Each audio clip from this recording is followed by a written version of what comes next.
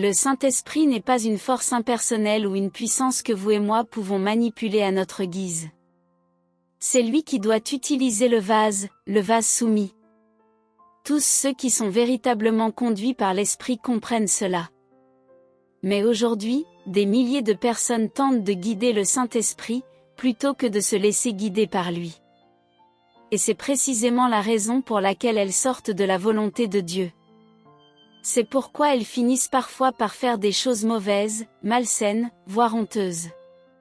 C'est aussi pour cela qu'elles ont pu, sans le vouloir, dénigrer ce qui est saint et magnifique, ou apporter le discrédit sur une œuvre glorieuse de Dieu. C'est la raison pour laquelle, dans tant de rassemblements, on observe des manifestations charnelles plutôt que spirituelles. Aujourd'hui, pendant quelques minutes, je veux parler de la merveilleuse personne du Saint-Esprit. J'ai découvert quelque chose récemment. Il est merveilleux de voir la manifestation du Saint-Esprit. Mais rappelez-vous une chose essentielle. Le Saint-Esprit est une personne. Il n'est pas seulement un attribut de Dieu, ni une simple influence. Le Saint-Esprit est une personne divine, au même titre que Jésus, le Fils de Dieu, et que Dieu le Père. Il possède une personnalité distincte, bien définie. Nous voyons la manifestation de sa puissance lorsque nous participons à des cultes de miracles. Ce que vous observez dans ces moments-là, c'est la manifestation tangible du Saint-Esprit. Des guérisons, des délivrances. C'est surnaturel. Et souvent, il n'y a même pas besoin que quelqu'un impose les mains. La gloire de Dieu se manifeste d'elle-même. C'est cela, la beauté du Saint-Esprit. Il agit souverainement, dans sa liberté et sa puissance. C'est fascinant de voir cette grande personne invisible, le Saint-Esprit, en action. C'est fascinant de contempler la puissance de Dieu à l'œuvre, de voir des gens tomber sous la puissance du Saint-Esprit. Appelez cela comme vous voulez, la puissance paralysante, la gloire écrasante, l'onction tangible. Mais cela m'amuse toujours de voir des personnes, qui ne connaissent rien du Saint-Esprit, utiliser des termes modernes et techniques. Moi-même, je ne sais pas toujours comment décrire ce phénomène, si ce n'est dire que ces personnes sont tout simplement tombées sous la puissance de Dieu. Et croyez-moi, je ne comprends pas tout.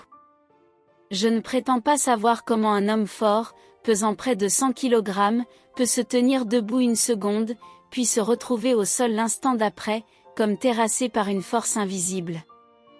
Je n'y suis pour rien. Je vous dis la vérité, je ne contrôle rien de ce qui se passe. Je me tiens là, et soudainement, la puissance du Saint-Esprit descend.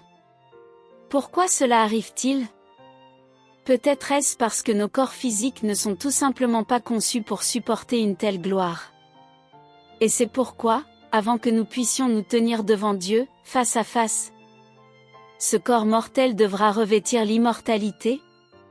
Ce corps corruptible devra revêtir l'incorruptibilité. Car Dieu est saint, et aucun corps terrestre exposé au péché et à la maladie ne peut résister devant sa sainteté. Nos corps actuels sont limités. Ils ne peuvent contenir ou supporter pleinement la sainteté de Dieu ni la puissance du Saint-Esprit. C'est pourquoi, lorsque la puissance de Dieu se manifeste, notre corps fléchit, tombe, tremble ou se prosterne.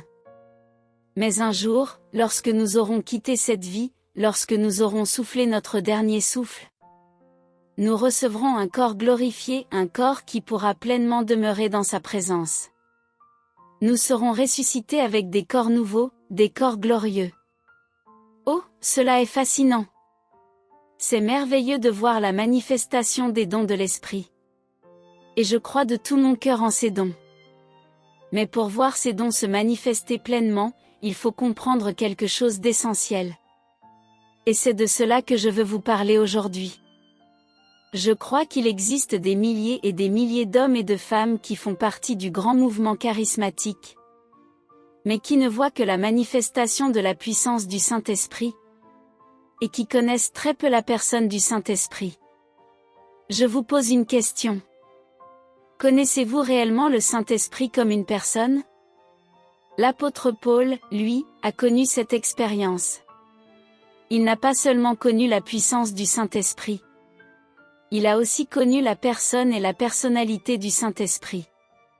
C'est pourquoi il a pu écrire: Que la grâce du Seigneur Jésus-Christ, l'amour de Dieu et la communion du Saint-Esprit soient avec vous tous. Imaginez un instant. Où serions-nous aujourd'hui sans cette grâce incomparable? Paul poursuit. Et l'amour de Dieu. Cet amour, nous en voyons constamment la manifestation dans nos vies et dans celles des autres. Mais il ne s'arrête pas là. Il ajoute: Et la communion du Saint-Esprit. Oh, cette communion! Elle est plus réelle à mes yeux que toute autre relation humaine que j'ai jamais connue. Savez-vous, une vie consacrée est souvent une vie solitaire. Je vous mentirais si je vous disais le contraire. C'est une vie isolée, une vie mise à part. Vous me direz peut-être: est-ce que vous êtes en train de dire que votre vie est une vie de solitude? Vous ne comprenez pas, vraiment. Il y a peut-être des milliers de personnes qui vous entourent? Des milliers qui vous honorent ou vous suivent? Mais cela ne veut pas dire que vous ne ressentez pas une forme de solitude intérieure. Quand on vit une vie entièrement consacrée à Dieu, notre vie sociale devient souvent très limitée, parfois presque inexistante. Pourquoi? Parce que je suis occupée à faire l'œuvre du Maître. Mais laissez-moi vous dire une chose. Il existe une communion plus grande que toute communion humaine. Une intimité avec le Saint-Esprit plus profonde que tout ce que j'ai jamais connu dans ma vie. L'apôtre Paul a parlé de cette communion, et la parole de Dieu nous en parle aussi. Il est écrit: Tous ceux qui sont conduits par l'Esprit de Dieu sont fils de Dieu. Mais aujourd'hui encore, il y a des milliers de personnes qui professent la puissance du Saint-Esprit, qui proclament ses œuvres, et pourtant, qui ne savent presque rien du fait d'être véritablement conduits par lui. Souvenez-vous de ceci. Être conduit signifie suivre. Ce n'est pas vous qui dirigez. Ce n'est pas vous qui décidez. Vous suivez. Savez-vous vraiment ce que cela signifie, être conduit par l'Esprit? Cela implique une relation intime, une soumission, une dépendance. Et je vous dis la vérité. Vous me direz peut-être: mais comment cela est-il possible, dans l'esprit? Mademoiselle, monsieur. Comment expliquez-vous qu'au cours d'un grand culte, alors que j'appelle les malades depuis la scène, et qu'il y a des milliers de personnes dans la salle, au point que je ne peux même plus voir la sortie menant au balcon, je ressens néanmoins la direction du Saint-Esprit? Il est là. Il me conduit. Il me parle. Il agit. Savez-vous? Le Saint-Esprit rend témoignage à votre esprit pendant qu'il guérit. Non, mes amis, il n'est absolument pas question ici d'un soi-disant sixième sens. Je vous en prie, ne le réduisez jamais à cela. Ne l'appelez pas un sixième sens. Je n'ai jamais lu quoi que ce soit à ce sujet, ni étudié cette idée. Vous pouvez l'appeler ainsi si vous le souhaitez, mais pour ma part, je connais quelque chose de bien plus grand, je connais une personne. Je connais sa puissance. Je marche avec lui. Je suis conduit par lui. Et plus je le suis, plus je deviens sensible à sa voix, au point d'être totalement inconscient des foules qui m'entourent. Je ne suis conscient que de sa guidance. Il est écrit: tous ceux qui sont conduits par l'Esprit de Dieu sont fils de Dieu. Mais aujourd'hui encore, des milliers de personnes essaient de guider le Saint-Esprit au lieu de se laisser conduire par lui. Et c'est là le grand problème. C'est pour cette raison que beaucoup sortent de la volonté parfaite de Dieu. C'est pour cela que certains finissent par faire des choses vilaines, malsaines, et même blasphématoires, en attribuant le mal à ce qui est en réalité saint et merveilleux. Ils portent reproche à l'œuvre du Saint-Esprit, parce qu'ils ne comprennent pas la différence entre chair et esprit. C'est pour cela que nous voyons autant de manifestations charnelles dans les assemblées, plutôt que la manifestation authentique de l'Esprit.